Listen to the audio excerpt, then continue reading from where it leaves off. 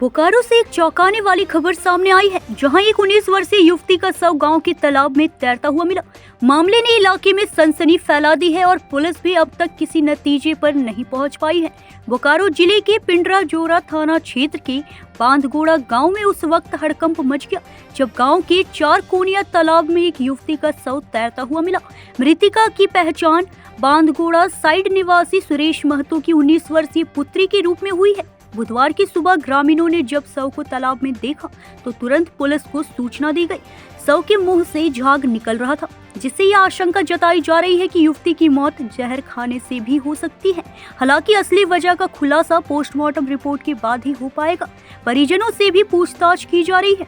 फिलहाल पुलिस इस रहस्यमयी मौत की गुत्थी सुलझाने में जुटी है और इलाके में सन्नाटा पसरा हुआ है। क्या यह आत्महत्या है या किसी ने जानबूझकर युवती की हत्या की है? इस सवाल का जवाब अब जांच ही देगा। क्या कुछ मामला है सर? हम लोग सुबह पर आए थे तो जब पाया गया है, अभी हम लोग उसको पोस्टमार्टम के लिए भेज रहे हैं। पोस्टमार्टम रिपोर्ट आने के बाद विस्तृत बताया जाएगा इसके बारे में, मृत्यु का कारण। कौन थाना क्षेत्र का किस जगह पे डेड बॉडी मिला है? थाना अंतर्गत पड़ता है।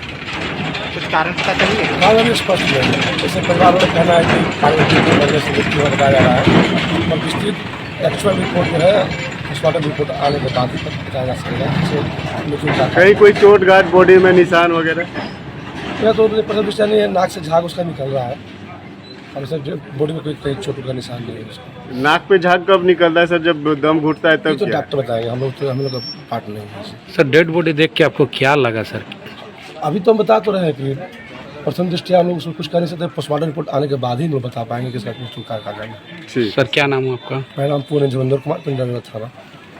ये नाम है खुशी कुमारी, उनके पिताजी का नाम सुरेश महतो है। वो कल रात्रि जब वे ठेका मजदूर में कार्य करते हैं डीएसएल प्लांट में, जब रात्रि 10:30 बजे वे घर पर आए तो घर पर अपने बेटे के साथ और बेटी के साथ तीनों मिल करके साथ ही खाना खाएं और खाना खाकर रात में तीनों साथ में सोए। सोने के पश्चात जब सुबह हुई तो सुबह में नींद खुली तो उनके पिताजी केवल अपने बेटे को पाए, पुत्री को घर पर नहीं पाए। तो जगह जगह पर काफ़ी खोजबीन होने लगी।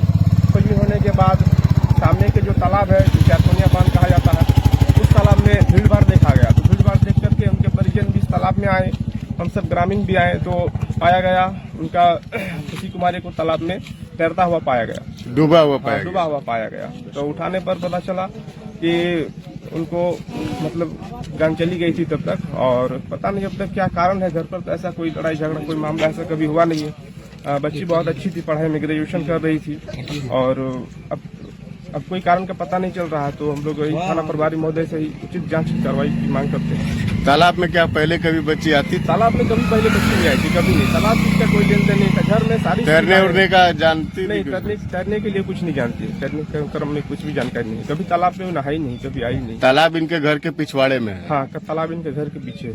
देखने से क्या प्रतीत लग रहा है कि डेड बॉडी का आप लोग देखे तो क्या देखने से यह प्रतीत लग रहा है कि बहुत ज्यादा देर पर डूबी हुई नहीं है। हमको लग रहा है कि वही सुबह का ही कुछ होगा। अगर रात तक ऐसा हुआ होता तो बॉडी फूल जाता, तो बॉडी तो ऐसा कुछ खुला हुआ नहीं है, यानी कि सुबह डूबा हुआ लग रहा है। लगता है। क्या नाम है आपका?